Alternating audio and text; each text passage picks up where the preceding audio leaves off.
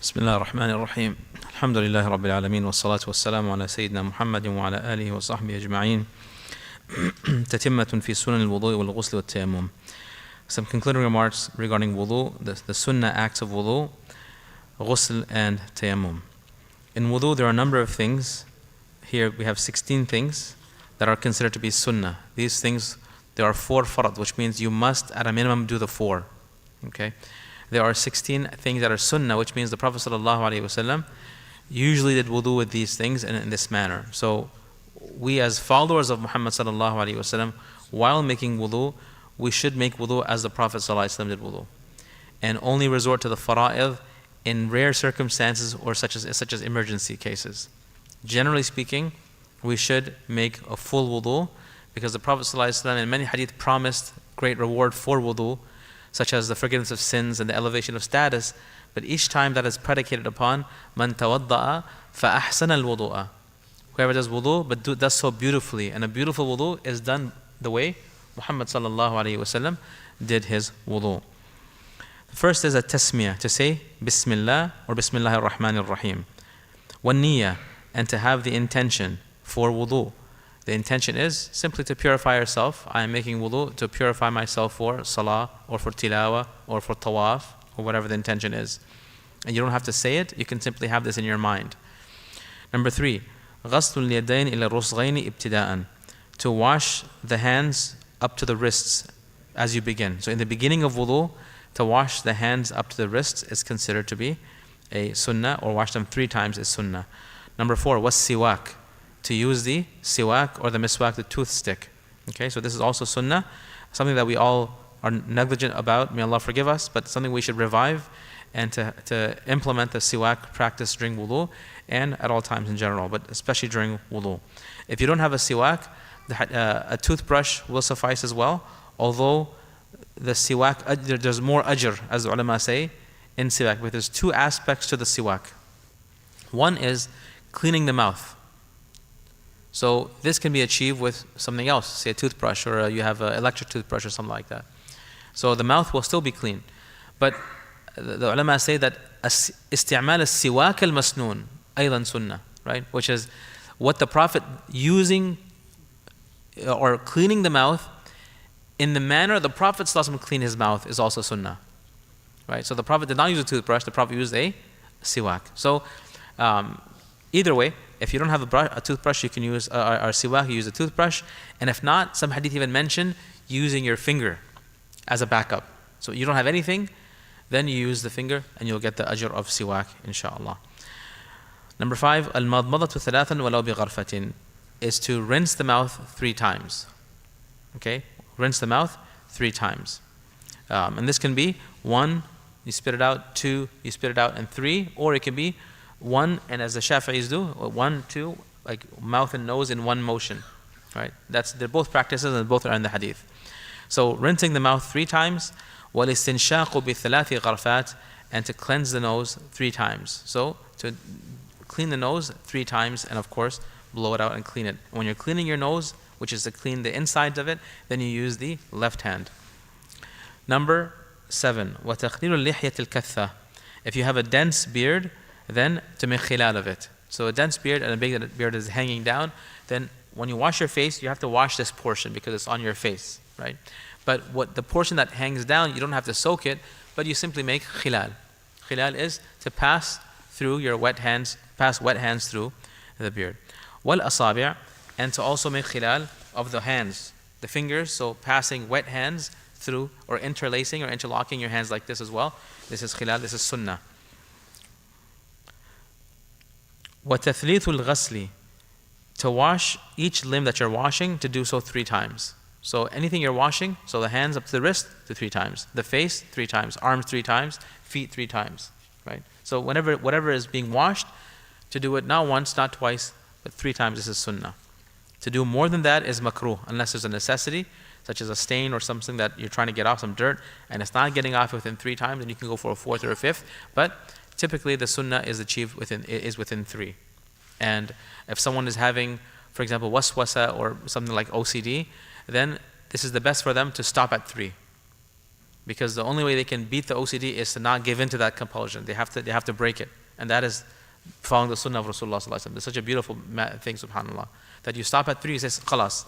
The Prophet did 3, I did 3 to the best of my ability, and now I'm clean, I go and pray. Because otherwise, if you feed into that, you'll keep making wudu, and the salah will be finished, and your clothes are soaking wet, and you're still making wudu.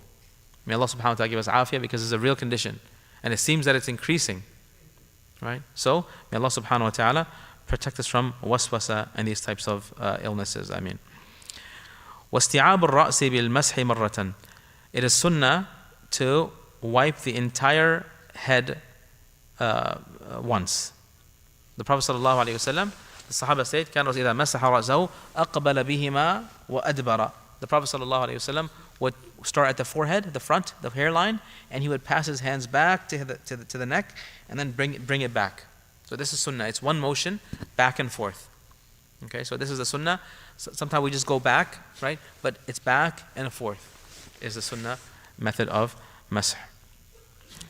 So the fard of wudu is different. It's 1/4 of the head. This is the bare minimum.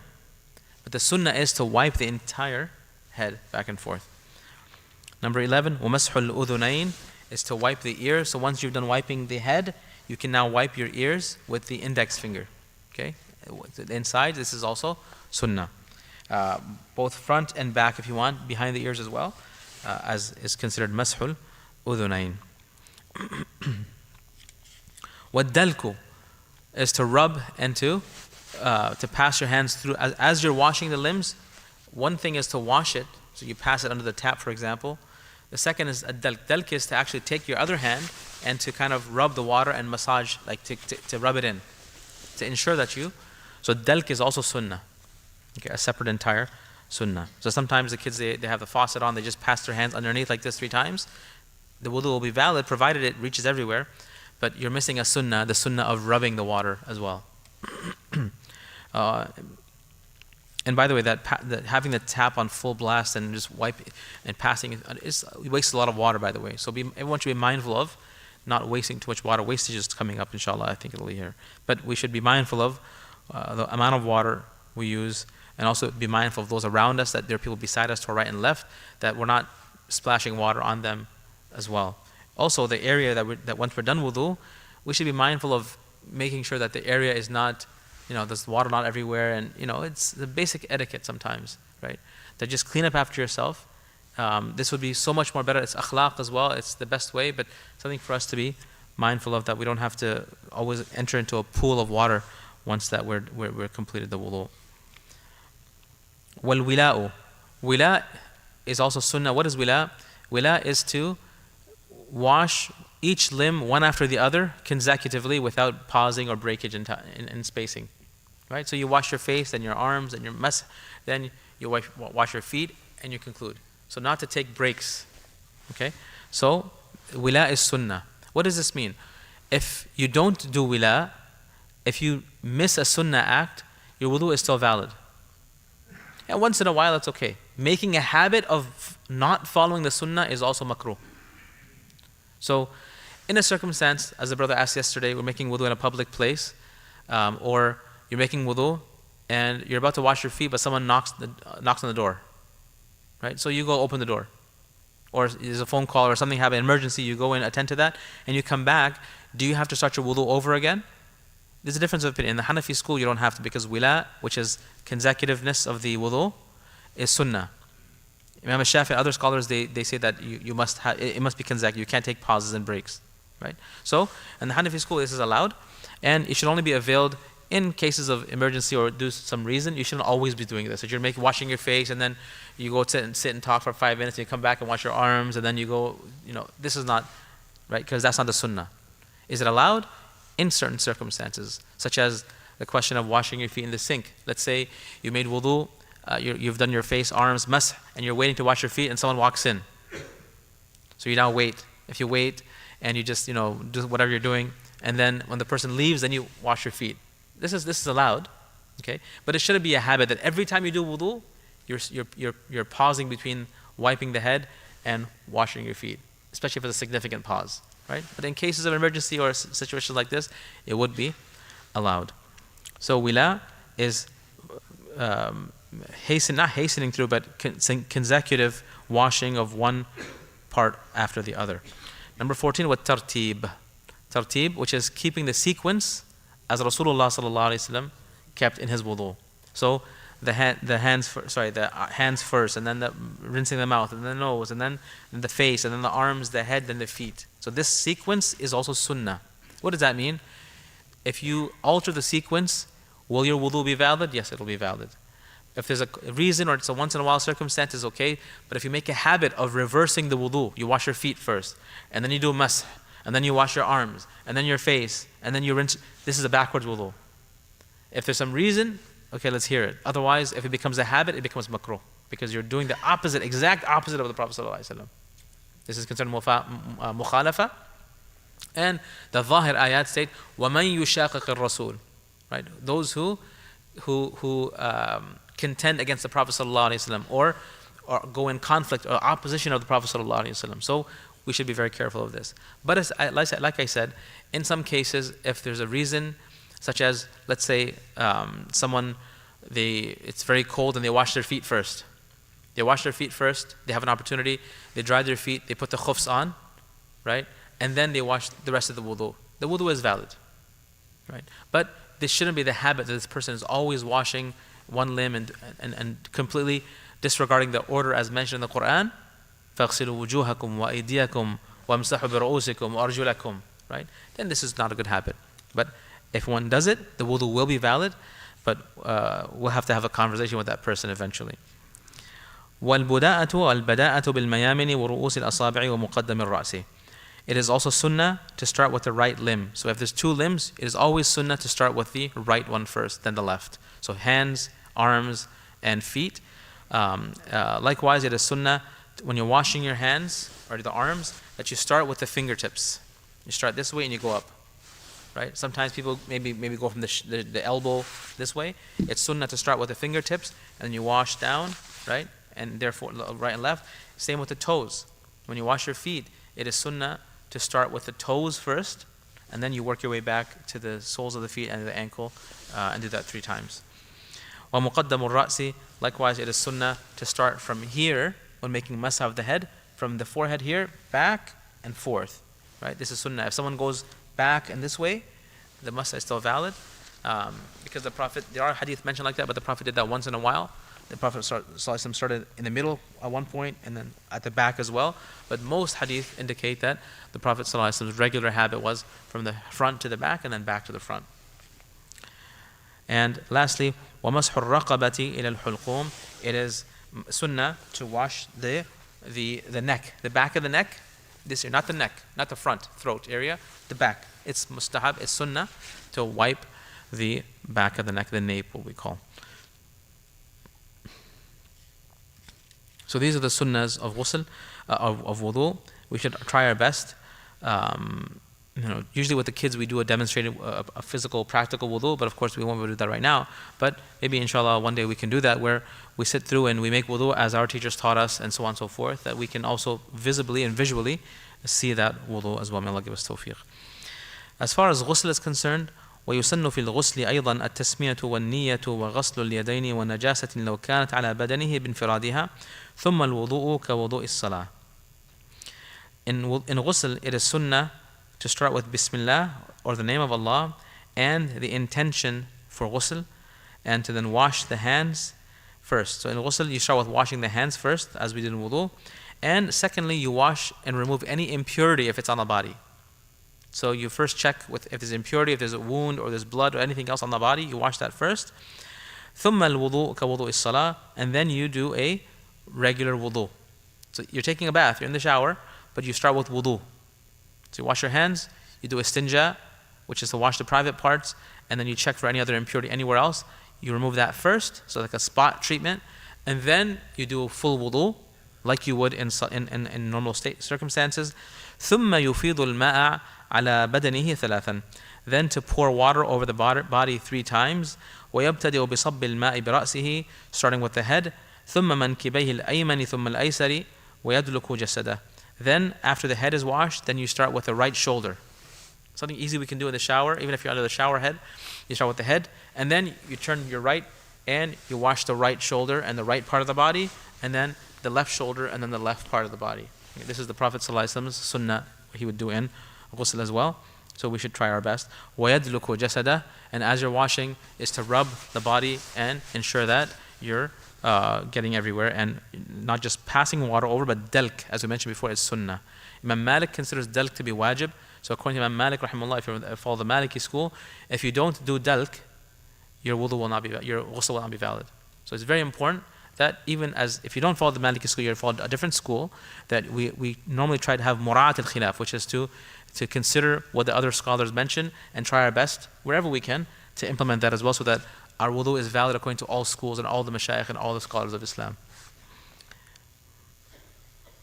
As far as tayammum is concerned, sunnah is tasmiyatu wa tartibu wal muwalah wa iqbalu al-yadayni wa idbaruhuma ba'da wad'ihi fi al-turab wa tafriju asabi'ihima wa nafduhuma. It's sunnah in tayammum to say Bismillah, to keep the sequence, and which is to wash the face first and then the arms, wal muwala, one after the other, okay, and to bring the hands back and forth into the dirt. So each time we touch the dirt, first for the face and then second time for the arms.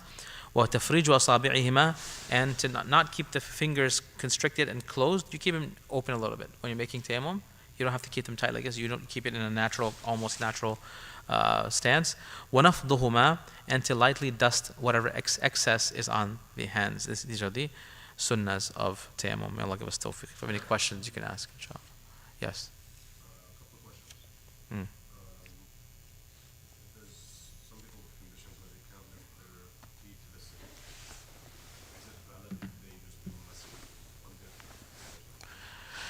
The question is, if someone, due to medical condition, mobility issues, if they can't lift their feet to the sink, can they wipe their feet just like that, wipe the skin directly? No, that's not allowed. Mashul rijl is not allowed.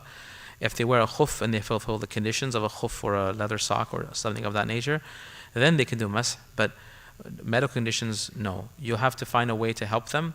If you can, if sometimes they have the sinks that have an under sink for the water, you can have that, or you can, especially for elderly, it's something to consider, because as our parents begin to age, or as we begin to age, then you're going to have to put things into place that you can continue making wudu. So having something like that in place, or you can have a bucket and you sit down safely, and you have the bidet, like a spray or a jug of water, and then you wash the feet while sitting. Or in cases where it's very difficult, less mobility, then you can fill up a bucket of water, right? And you can dunk both feet in at the same time, right? So this is like a last resort scenario. Or if someone is there, kids, grandkids, siblings, spouse, they can use like a wet towel and they can wash the foot. It has to be washed. Washing means that you get everywhere and drops of water are falling off. It's not just mess. So you can't wipe the skin directly. Yeah.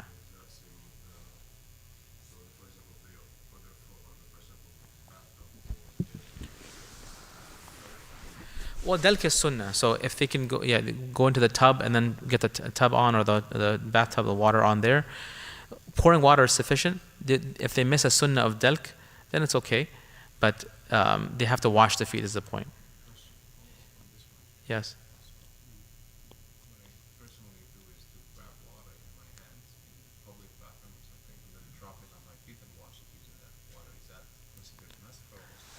Well, that's ghusl. That's washing, because you're taking a significant amount of water. Yeah. The key is that we want to make sure that after we're done, in that case, water should be dripping off the foot. At least 3 drops should be there. This is mess where you're just taking wet hands and just wiping it over. That's different. Yeah. That's not allowed. Yes. Yeah.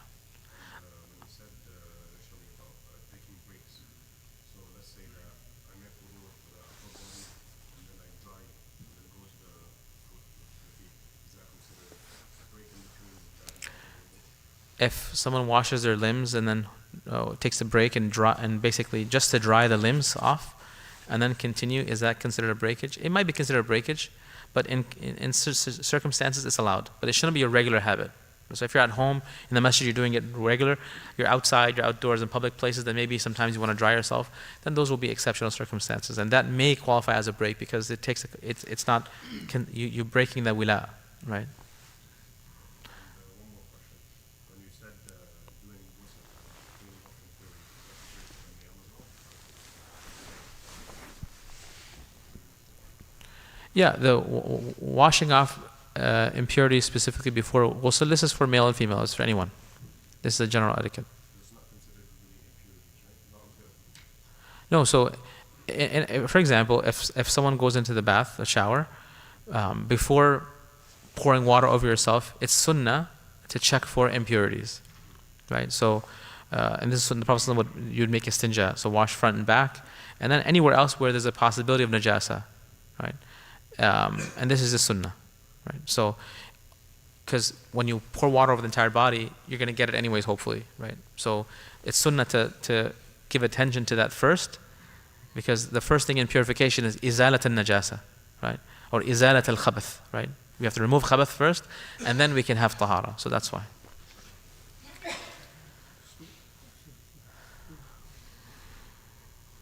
Washroom and bathroom both are attached.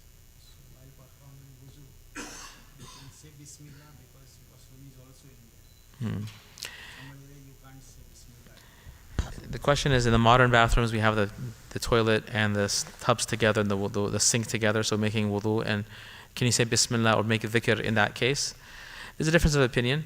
Wallahu alam, if the najasa is flushed away and the bathroom is generally clean, like in the home cases, hopefully our bathrooms are clean at home, something to consider.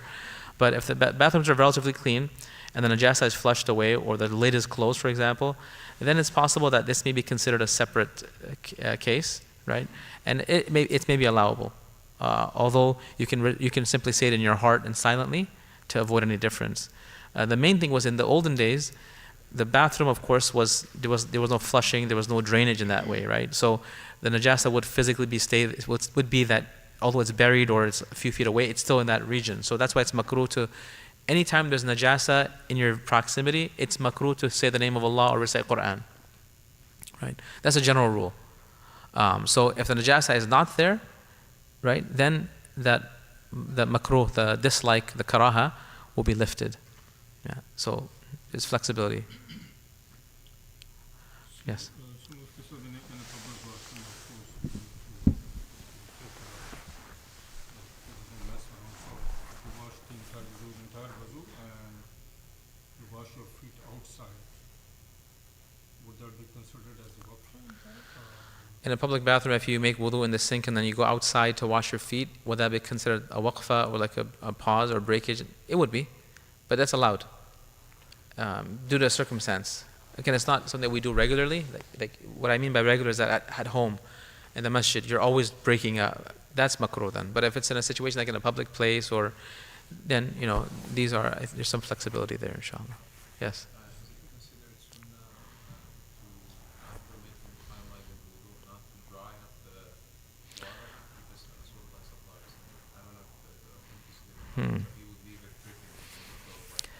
The question is, after wudu, is it sunnah to wipe and dry the limbs, or you let it air dry?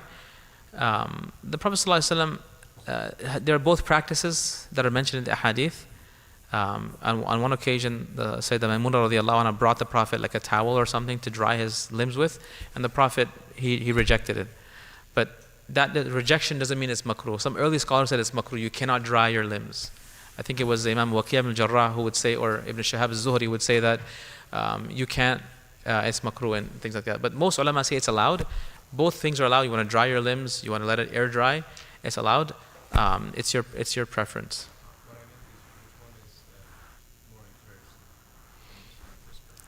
Which one is more encouraged to let it air dry or to, yeah.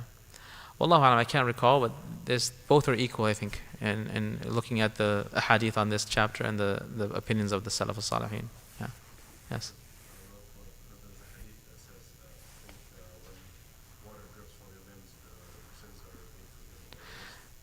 Yeah, but the wudu drips anyways. This is talking about after wudu, is after the water has dripped away, then do you dry it or not?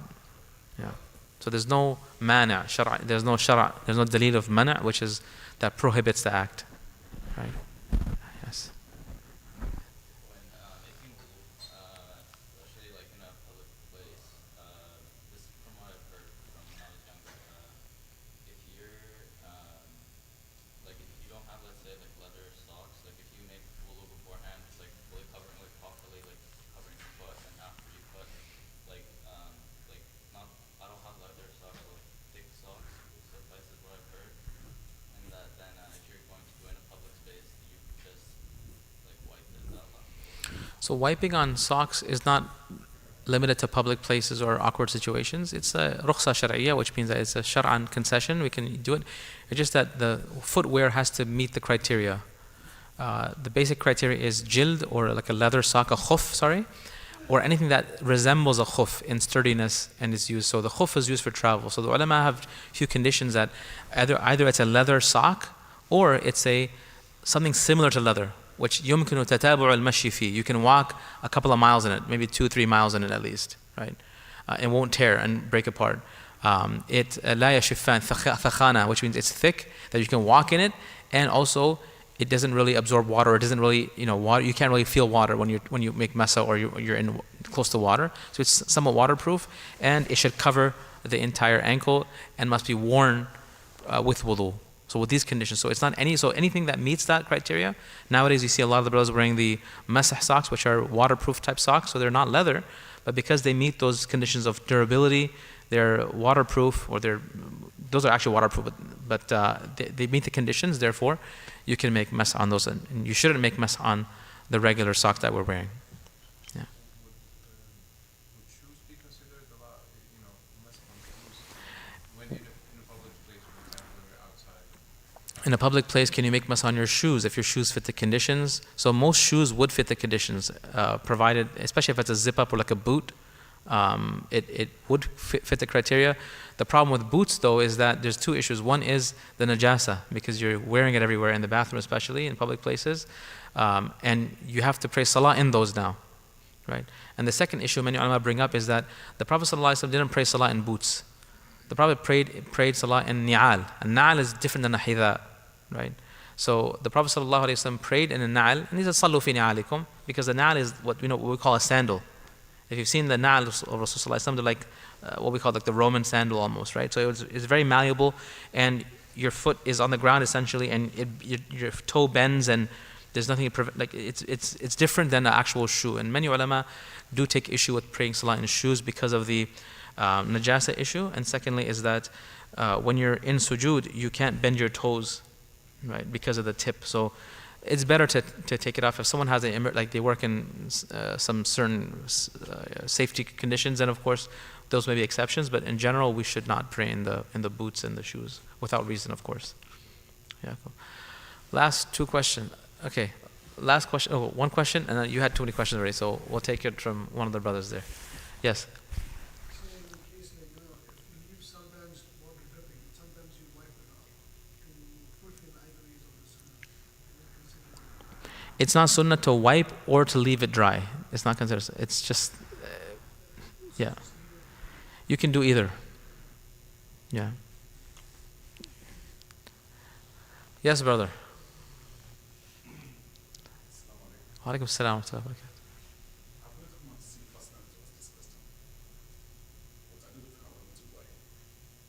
Sorry? I said I will come and see personally. Okay, if it's personal, we do it later, inshallah. Oh, you want to? Go ahead. Back home, if you are praying, if the Imam says Salam Alaikum, we, the followers, we don't salam the Imam. When I came here, I think it's let's say like 8 or 9 years ago, I observed that the Imam says Salam Alaikum. He can even turn the head with everything. It was very strange to me because I'm not familiar with that. So what do you do? I allowed them to do their own, I did my own separately up to this moment. I now ask my man back home. He told me that we should allow the Imam to say Salam Alaikum first to the right. Good. is a big Islamist scholar. So That's the the question, yeah, what's the question? the question is that I don't know which one is right. Is it Right. when the Imam is saying Salaam Alaikum? Because on many occasions, the person beside me, we are almost kissing each other. Because it's on his face, right? I mean, I'm telling him to be right. Right. So I don't know. The question is about following the Imam in Salah. When the Imam says Salam, how soon should you make Salam? Right. This is the issue, Jazakallah for bringing it up, that in Salah, Rasulullah ﷺ said, إِنَّمَا جُعِلَ الْإِمَامُ لِيُؤْتَمَّ بِهِ فإذا كبر فكبروا وإذا ركع فاركعوا وإذا قال سمع الله لمن حمده فقولوا ربنا لك الحمد. Right. So it's a lengthy hadith. The idea is that the Prophet ﷺ says the Imam is there to be followed. So when he says Allahu Akbar, then you say Allah Akbar. When he goes to ruku', then you go into ruku'. So there's a pause, like a little delay. What we see a lot of the brothers doing is that they're racing with the Imam, and sometimes يتقدمون على الإمام, they go before the Imam, which is makruh as well, severely makruh. So whether it's ruku' or sujood or coming up, we should wait for the Imam to get into the position, then we follow. Right? Same applies to taslim. When the Imam says Assalamu alaikum wa rahmatullah, you give it a moment for the Imam to complete his taslim, then you can commence. Some ulama state when he starts the second one, you should go for your first. Right? So there should be a delay. It shouldn't be too significant, but somewhat should be there so that you're not beating the Imam or exactly with the Imam. You want to follow the Imam. Imam is important. You're going after the Imam. Right? So, Jazakallah for reminding us, some of the brothers are doing it really quickly, sometimes before the Imam is even done. Right? Sometimes the Salam is not even done yet, and the brother is in the iftar line. Right? So, we ask Allah Ta'ala afiyah, and that we're spending time to pray to Allah Subhanahu wa Ta'ala. We've come to the masjid. We're doing things good for the most part. Let us be particular on some of these things as well, so that our salah is not invalidated or makruh, inshallah. Jazakumullah khair. That's all for today, inshallah. We're going to continue tomorrow, inshallah, after Asr. Wa sallallahu ala nabiyil kareem wa ala alihi wa sahbihi ajma'in. Assalamu alaikum wa rahmatullahi.